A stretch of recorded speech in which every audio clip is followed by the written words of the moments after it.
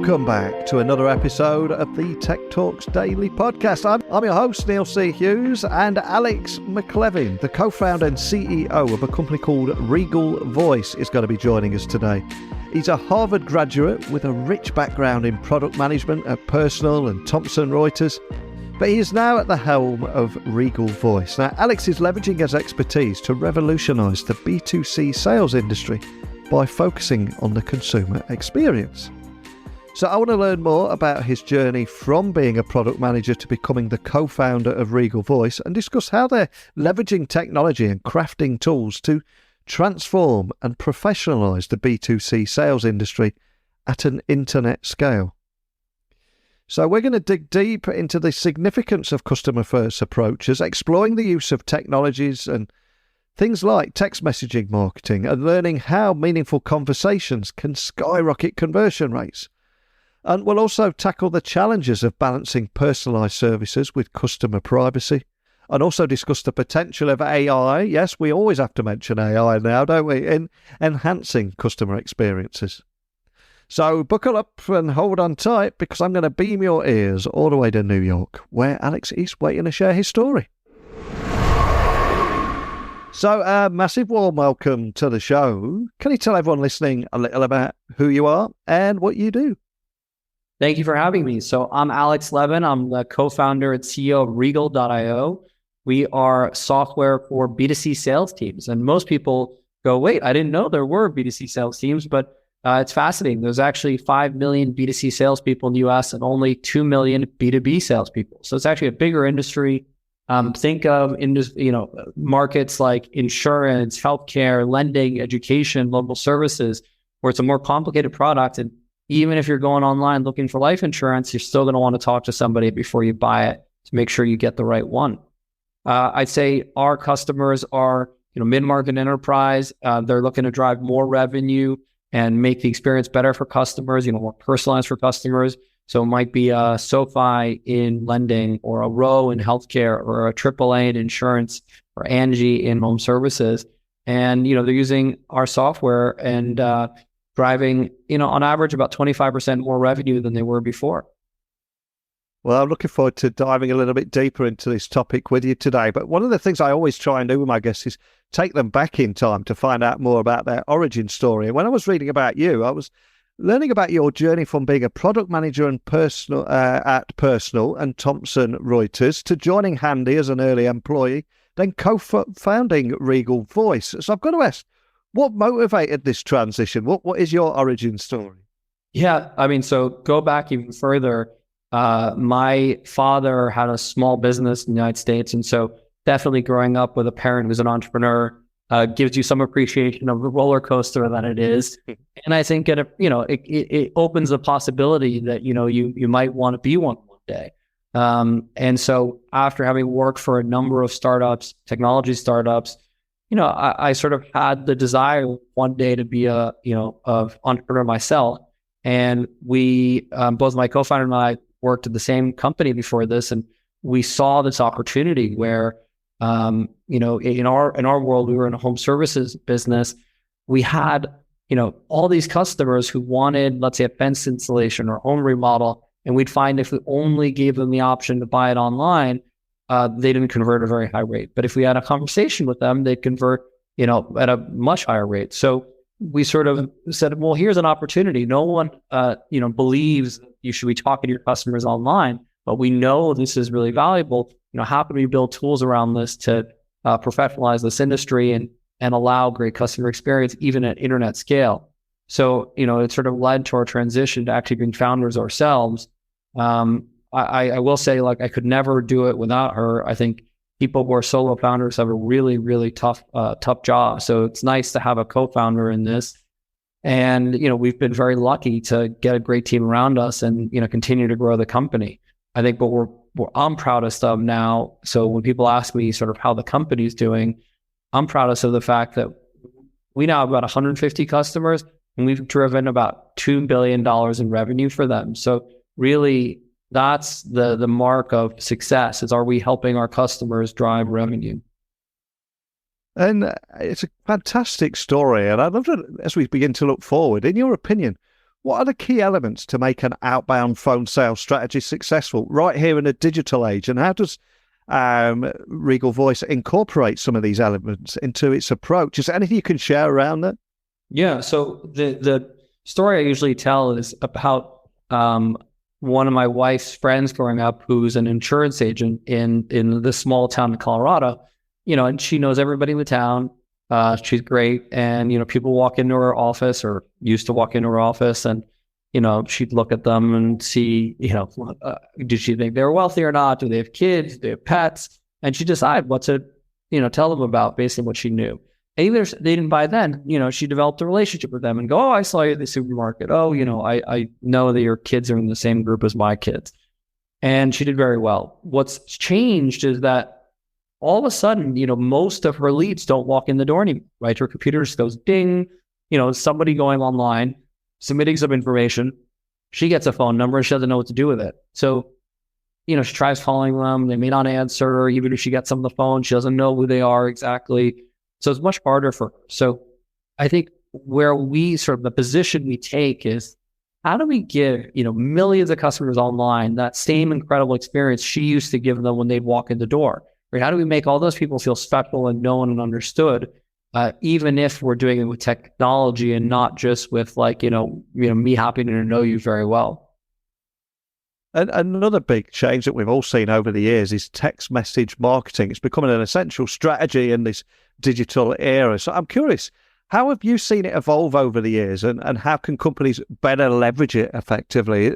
I suspect you've seen a few bad examples, but what does work?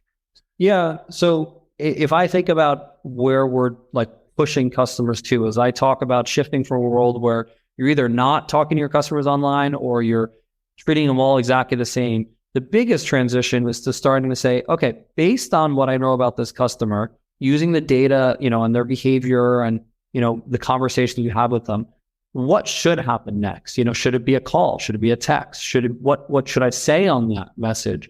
What time of day is right for them? Which person should be the one that reaches out to them based on what I know about this customer and who they've spoken with before? So having that, starting with a customer first lens. So it used to be that companies would take a salesperson first lens and say, what tools do I give a salesperson so they can be successful? But now we really start from a customer first lens. And in that world, right, if a customer has engaged with you on SMS before, well, maybe you should SMS them back instead of trying to call them. Or, if it's a customer that is at work, maybe you should be texting them during the day at work and not calling them. So in this, I'm implicitly assuming that you have the capability to text message, and that's not always true for every brand. So definitely, I think, we can talk about the specific capabilities brands need. But I guess from a customer first perspective, you have to all of a sudden rethink everything you were doing to engage them and figure out how to do this at huge scale. So I think from a technology perspective, it means, a couple things. First, ideally having a system that can text and call from the same number, right? You don't want one number for text and one number for calls because you're going to confuse your customer. Second, from the same system, you want to be able to do high volume marketing SMS and one-on-one conversations, right? Texting back and forth. And you want to be able to build segments to, identify the high net worth individuals in a certain region that you're going to, send a message to next month. And historically, those were 4 different systems to do that stuff. So, a modern system that's going to help you do what's right for the customer is going to have all this new technology around SMS to empower that. So it's being a business owner or marketer now, you kind of are half engineer, right? You have to know how to use all these systems to automate those sorts of SMSs.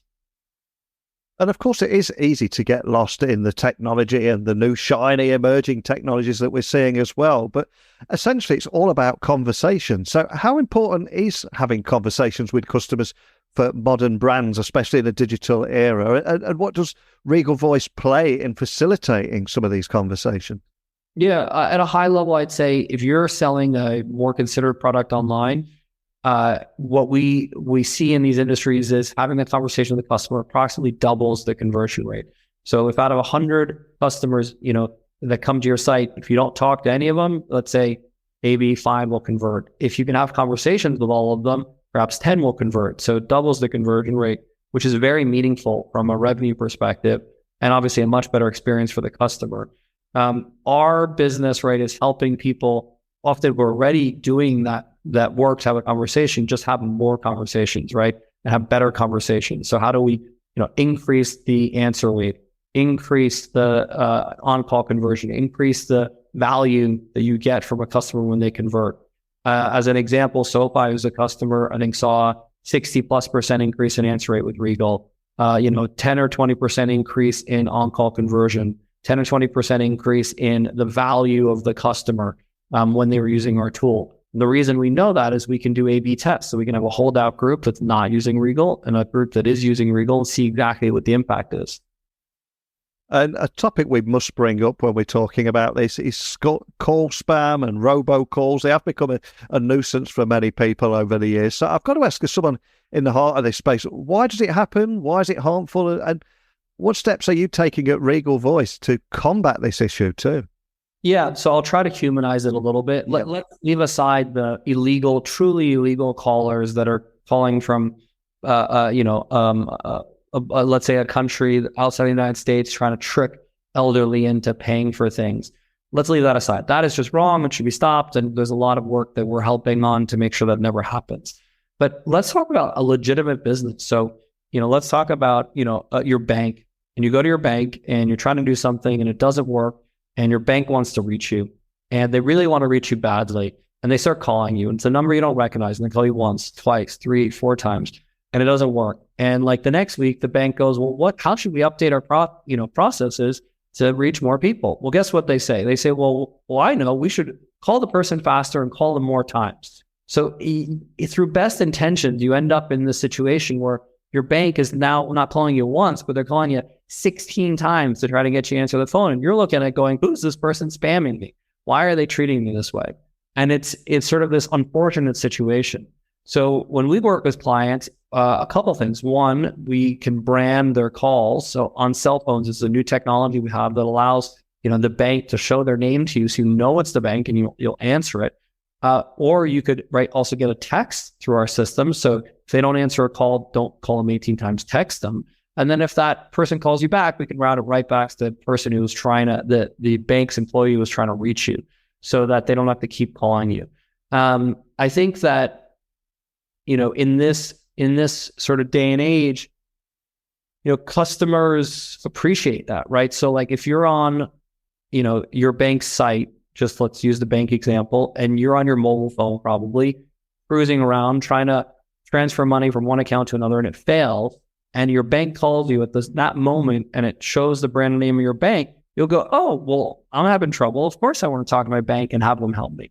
So the opportunity for banks in this example would be to use our technology to give customers really a differentiated service experience, not just a differentiated digital experience. And that's what best-in-class companies are doing today, is they're not only optimizing for digital, but they're optimizing for digital and service experience.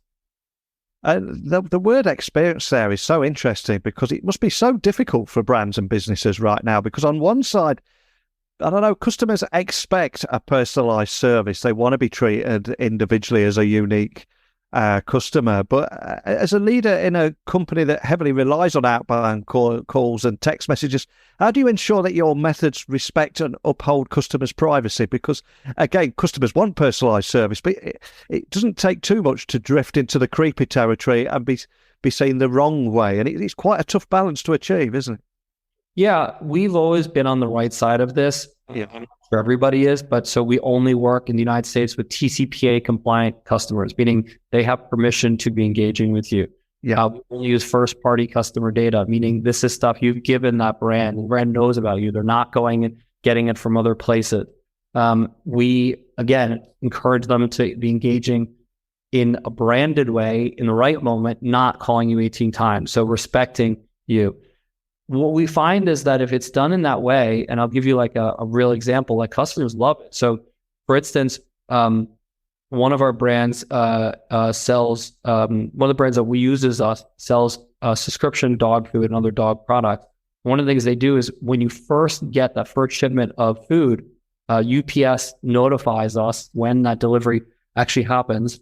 And the brand will call the customer in that moment and unbox with them and say, hey, this is your a dog concierge, right? I'm here to help you unbox and make sure that we can help you transition from your dog's old food to a new one in a way that makes sure that your dog is not having any problems. Because often when dogs switch from one food to another, there can be gastrointestinal issues. So customers love that. And they find it incredible that that brand took the time out of their day to do it, and incredible that the brand knows exactly when that happened. And, they feel special because of it. So it's not creepy when it's done the right way. It's empowering. You feel like the company actually cares about you. And another huge topic right now is artificial intelligence. We're seeing so many different tales come out of that and different use cases, especially with the rise of Gen AI as well. So how do you see the future of B2C marketing, especially with the rise of AI and so many different automation technologies? And how are you at Regal Voice planning to adapt to some of these emerging trends too? We started the company with the intent that there would be so much information in our system about that customer and what they were doing that over time we could start suggesting next best action and sort of using sort of technology to improve that experience for the customer. This was before, obviously, OpenAI announced ChatGPT. What I think ChatGPT has done is shocked everyone in sort of how fast it's improved on some of the technologies that enable what I'm talking about. So it's, the things that we thought we were going to be able to do in 5 years, we can now do this year, which means that for our customers, they're going to, be able to drive more revenue, do sort of cool things for their end user much faster, which is great. So broadly, it's been fantastic. I think we're lucky in that we have an existing workflow tool where AI enhances the experience. And so it's just enhancing, our advantage already. I think for people who are just starting businesses now, I highly recommend making sure you have a core product that is not just something built on top of ChatGPT, I guess is my point. Make sure that you have a product where, OpenAI's products are enhancing what you're doing, not just the only thing that you're doing. Because otherwise you're going to be displaced very quickly. And one of the things I was checking out on your website was your motto there, power of a personal touch in an increasingly digital world. I love that. And for anyone listening wanting to find out more information about Regal Voice, first of all, where would you point them to? And second of all, what would you say makes you stand out from the other B2C marketing and outbound phone sales companies? Yeah, please go to regal.io or email me at hello@regal.io. I'm happy to chat. If you're a brand in the, healthcare, insurance, lending, local services, education industries, we can help you. We have done this for a lot of your competition already. And, if you don't do it now, you're going to be the laggard and you're going to be, in trouble because your competition is updating this. What makes us different? I think we're really the first to bring this data first performance marketing aspect to phone sales. And then we've built a very large product and engineering team that allows us to continue to invest in this. So for our customers, I think they're happy every week because we're bringing out new things that are going to help them drive incremental revenue. And that is our North Star. How do we keep helping our customers drive their incremental revenue? Well, thanks so much for sharing your insights today. But before I do let you go, I'm going to ask you to leave everyone listening with one final gift. And that is a book that means something to you that we can add to our Amazon wish list. All I'm going to ask is, what would you like to leave everyone listening and why? So yeah, I have little kids, and I recently read a book called How to Talk So Kids Will Listen, How to Listen So Kids Will Talk. Yeah.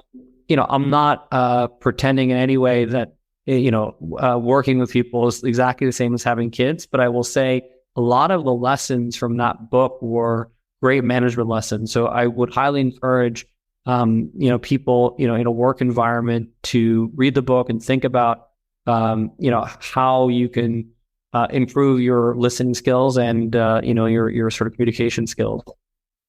Fantastic. Love it. I'm going to add it to the wish list. Love chatting with you today. So much we covered there, from outbound phone and SMS sales solutions that you've created there, built to drive more conversions with your customers. But at the end of every episode, I always say technology works best when it brings people together. And I love that motto of yours, power of a personal touch in an increasingly digital world. So thank you for sharing your story with me today.